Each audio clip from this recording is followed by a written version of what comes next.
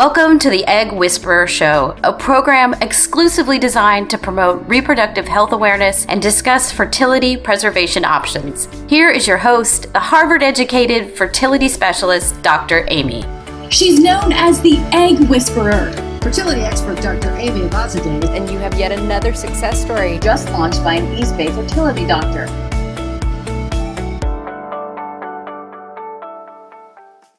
Welcome to the Egg Whisperer Show. I am so excited to have Julie Nguyen on today, founder of Go Methodology. Welcome, Julie. Hi, it's so nice to be here. Well, we're going to talk about gut health, meal prep, and fertility, and there's no one better to talk to us about it than you. Before we get into today's topic, I want to share a little bit more with our listeners about you. Julie is the founder and CEO of Methodology, a company that makes high-quality, fully cooked meals for busy professionals. She holds a BA in economics from Stanford and started Methodology after discovering that her own diet was negatively impacting her health and giving her things like eczema, asthma, and poor sleep. 6 years, 2 nutritionists, 3 personal trainers, and an enormous Excel spreadsheet later, Julie unlocked the keys to tracking her own eating habits, and that was the start of Methodology. And that's kind of how we met. I was kind of in the same situation, and then I Googled it, and I found Methodology, and it changed my life. So I'm so glad you're here to talk to us about it. So your background is unique, and your original diet stemmed from a good place, with your mom wanting you to eat healthy. I love that. Can you share with us your background ties into your company? Yeah. The whole reason why I started this business is because I was shocked when I learned myself how many of my health issues actually were curable. I had been on prescription drugs for years for things like asthma and eczema and was told that this is just genetic, right? Or this is just something that I'm going to have to manage my whole life. And no doctor at any point in my life ever asked me what my diet was. And that, coupled with the fact that I had one of the best educations in the world and was surrounded by some of the smartest people in the world because of that, and still didn't know how to eat properly, didn't feel like anyone around me knew how to eat properly. It just made me realize, hey, my life in tech is fun and cushy and everything, but there's this really big, important problem that needs to be solved, which is people need to learn how to eat properly. And then on top of that, there needs to be a service that actually makes it fun and easy for people to eat properly as well, because we kind of know what we need to do in a lot of cases, but it's just really hard to fit it into our busy lifestyles. And that's exactly what I love about Methodology. It's fun and easy, and you've made it that way. And then how did you personally tie all the conditions back to diet? Like, how did you do that personally? Oh, it was just through really strict elimination diet type tracking. So I cut everything out for months and then saw so many symptoms get better. Like for me, cutting out dairy, it was shocking for me. I had reduced dairy in my lifetime before, like, oh, I should cut back on it. I heard it's not that good for you, but I'd never been really strict about it. And this is one of the things I emphasize to our customers and to my friends a lot, is that you really do have to be extremely strict, right? So when I was strict about it, then all of a sudden the acne that I had since I was a teenager went away, right? Like pretty much completely. I got to 95% clear. And then every spring, when I used to have to take allergy medicine every day and carry an inhaler everywhere with me, like I no longer had seasonal allergies. I no longer got asthma attacks. So once I cut things out and reintroduced things back one at a time, it became clear to me which foods were triggering which health issues. So for me, dairy is my personal main, like really, really bad food for me, where I am really strict about it. It's something I might eat once or twice a year at most, just because like I don't, for me, some people might not care. They're like, I love cheese. I don't care if I get pimples. Like I care. I really don't want pimples. I really don't want to be wheezing, right? And struggling to breathe, which also makes it harder to sleep, harder to exercise and all of that. So yeah, it was just through elimination diet. It's kind of the only way to find out, because even with food sensitivity tests, when you read the science around how those work, a lot of times they flag things that you're just eating a lot of, because when you overeat something, you can develop an autoimmune response to it, right? It doesn't mean you're fully allergic to it.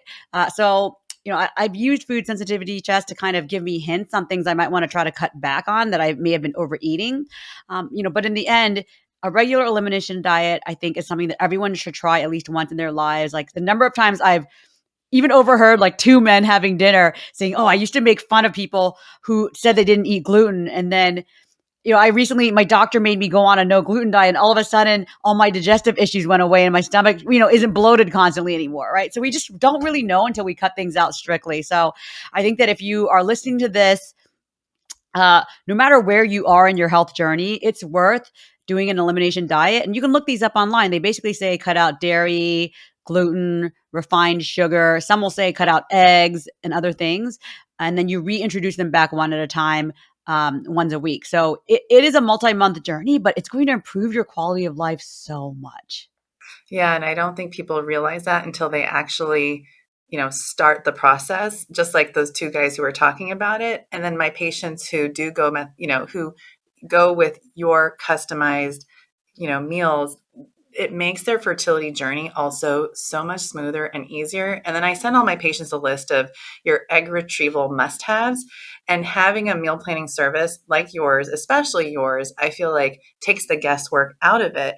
And I love that you create prepared meals that are high quality, tasty, and easy. But I'm curious, how do you approach what gets added to the menu each week? That's a really good question because every meal prep service has very different philosophies that guide their menu design. And for me, I've been fortunate in Silicon Valley and in San Francisco and going to Stanford. I have a very close relationship with Stanford University nutrition researchers. In fact, I'm on like a texting relationship with Dr. Christopher Gardner. We even collaborated on a study that was just published by NIH in the last few weeks. So I have access to the best doctors. I also have a really good relationship with, on Instagram, Dr. Will Bolshewich. He's the gut health MD, someone who I'm also on a very email texting close relationship with. So on top of just reading all of the research, when I'm confused about something, I can talk to one of these doctors. And the amazing thing is when you actually talk to a real like expert, such as Christopher Gardner, what I love about him is he's not backed by any companies. He's completely neutral. And so listening to him is really different from listening to a lot of these pop science doctors, quote unquote, that write books. And so I trust him more. And I'll talk to him a lot about this. Like, okay, so it feels like the research is conflicting. What do we do? But when you talk to Christopher Gardner, he'll say, actually, if you talk to people like me, we'll say the research doesn't actually conflict. There's a lot of red herring, quote unquote, research being put out there by the dairy industry, et cetera, intentionally confuse consumers into thinking that milk is healthy, right? They sponsor a lot of these studies, but for researchers like him who know which research studies are the gold standard and how do you interpret them, to him, it's really clear which foods we should be eating more of and less of. So with that as the foundation for where I am finding guiding principles to the menu, there are a few guiding principles that we use that I trust and rely on because they are in line with what Dr. Gardner believes and what Dr. Bolshewich both believe. Now, one is the most important thing we can do for our gut health, which affects every impact of our health, is eat the largest amount of plant variety possible. So we have gone all in on this in a totally psycho way because it is the more the merrier type of principle. It's not like, oh, there's diminishing returns. It's just, we want to just maximize it. So the minimum is 30 different types of plants a week. Methodology goes further than that because we stepped back, my co-founder and I, and asked ourselves, all right, well, 30 is something if you're cooking at home, you can do if you really put an effort. But we are in this privileged position as a business to be able to serve a large amount of people and can use a larger amount of ingredients than anyone could possibly grocery shop for when they're shopping for themselves. And so if we aim for around 200. So if you're eating your way across our menu, you're getting an obscene amount, amount that you could never grocery shop for if you were just shopping for your family. And so that's one of our guiding principles is just to get that rare produce in there. And we care about it so much. We actually have a partner farm in California who grows very rare things for us, will grow custom things for us. It's really a farm to table service so that we can get these rare types of produce into the menu. It's the same kind of sourcing principles that fine dining Michelin starred restaurants use. We apply that to our meal prep. So plant variety is one of the biggest ones.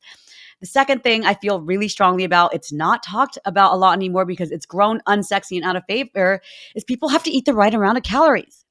So I've been so annoyed by the marketing out there that says, yeah, calories don't matter. It's the quality of the calories. It's really both, right? So the first thing I mentioned has a lot to do with the quality of the calories. You want it coming from as many plants and the widest variety of plants as possible. But the second thing, we still have to eat the right number of calories total. And people don't think this is a sexy, cool thing to talk about, but it is really important because from all the research out there, the fewer calories we eat, right, the longer we're going to live, right? The less fat we have around our organs, that's the kind of fat that gives us heart disease and other health issues, right? And just the better we're going to feel. So the meals have to be calorie controlled. So I have very strict calorie constraints around the standard meals and the large meals. That's another thing that's just really important for all the meals we design. Third, it's just the quality of all the ingredients. So even when we're using meat, even when we're using seafood, it has to be really sustainable, right? Really like ethically grown, fed, produced, and all of that. Because for me, I think everyone has a different amount of meat and seafood that they will feel really good eating. So I am not prescriptive about that in the meal program. But I will make sure that if you are getting seafood or you're getting beef from us, let's make sure that seafood is wild or extremely sustainably farmed, right? And if you're eating beef, it should be grass-fed beef. So those are kind of the main things. And then on top of that, we just want to make everything tasty because one of the reasons why I started this service is because I was using other meal prep services once I learned how I needed to eat. And I remember just feeling like so tortured, like meals were something I had to get through that I didn't look forward to eating at all. And eating is just one of life's greatest pleasures. And it just felt like, okay, why do I have to choose between eating healthy or enjoying food? Because that's the way it felt with all the other services out there. So for us, we really do put flavor first. Like we will not add something to the menu unless it tastes very, very yummy and comforting. So we don't want people to feel deprived ever. We want to make it as easy as possible for you or our customers to make it a part of our lifestyles, right? And in order to do that, we have to genuinely enjoy and look forward to our meals. So we spend a lot of time on just the creativity and the recipe testing to make it fun and delicious and familiar. I don't want people to feel like they're on some bland salad diet or some bland bodybuilding, chicken breast, steamed broccoli diet. I want them to feel like it's just as tasty as the restaurant food they might get out there, but we've taken those dishes and we've removed the things that negatively impact our health. We've trimmed down the portions so that the calories are right? And then we've even leveled it up by using rare and interesting produce that you really only normally find in fine dining restaurants. And it shows. And the other thing is my husband loves it too. And I think that's the thing is like some of these, meal prep companies, they cater more, I think personally to women. And then I would buy them because I did a lot of research first before I landed on yours, that the one that I love the most. And he wouldn't touch any of those meals. And it was so annoying because we eat together. And then I'm like, well, what are we going to do now? So then the Methodology is the single and only meal prep company that he loves as well. So, and so that brings me to the next question. Do you have that mindset that it should be, both for men and women? And do you do anything different if, let's say, someone identifies as male and they're ordering from you? Yeah, I'm so glad you brought this up. I always forget to think about this, but yes, we intentionally design our product to be very couples friendly and even family friendly, and we try to have enough things that kids will like as well, which is why we always have things like meatballs on the menu. But yes, I realize that there are just the services out there either fall into the very catering to women only. And so they're just not like hearty and comforting enough for men where you feel like you're eating this, frankly, like rabbit food type meal is the way a man I think would make fun of those meals. Or it's the food that is catered towards men are these bodybuilding meals where it's really bland and it's a ton of meat, right? Which it's just not every man needs to eat that much meat every meal every day. So what I wanted to give men was, you can have steak. We're going to give you an amazing, coffee crusted grass fed steak. It's going to taste as good as what's out there in the restaurants. We're going to put a chimichurri with that. It's going to be made with a really nice like avocado oil. We're going to blend in maybe some walnuts instead to get you that omega-3s and just, all the things that men are used to eating when they eat out, but let's just, level it up, make it a little healthier, but without ever sacrificing flavor. So I'm glad to hear your husband likes it because couples have to eat together. Like and that's one of the things, like could we possibly expect a woman to sustain using methodology, right? If the man doesn't like it and it's also too much work for her. If she has to shop for herself and then buy something separate for the man also, or cook something separate for the man, that's not reasonable. So that's why we try to make the product gender neutral. Or the other way around. He has to cook something else for the woman. We have a lot of couples where the man manages the account as well, for sure. And then for us, there are two portion sizes, and we've seen that it's not most of the time it's the women in the standard and the men in the large, but sometimes it flips. Just based on people's age, how active they are, how big their appetites are, and what their eating plan is. Like, so if someone's doing one meal a day, for example, we have a lot of people who do a lot of fasting. They only do 1 or 2 meals a day. They might want a larger meal, right? So it really varies depending on the person and their lifestyle. And can people change their preferences? So let's say they're pregnant and they don't like the thought of chicken, they just can't eat chicken. Yeah, they can change their preferences anytime. So we have this feature called Foods to Avoid. They can add or remove from at any time. And once something is on your foods to avoid, it's always flagged on the menu for you in red, like just to make sure you don't accidentally add it to your cart. And then we also never put it into the menus that we custom design for you each week, just as an additional layer of protection. So Julie, I think we should we should work on doing a study together showing that people who are having a hard time trying to conceive, switch to methodology, can get pregnant sooner and faster. I really do think that there is something to the meals that you've prepared, how mindful you are about how healthy they are. It's basically like an anti-inflammatory diet that people are following. It's great for women with PCOS, endometriosis. So I'm just putting that out there. So if someone out there is listening and wants to sponsor us, we'll enroll like 50 people.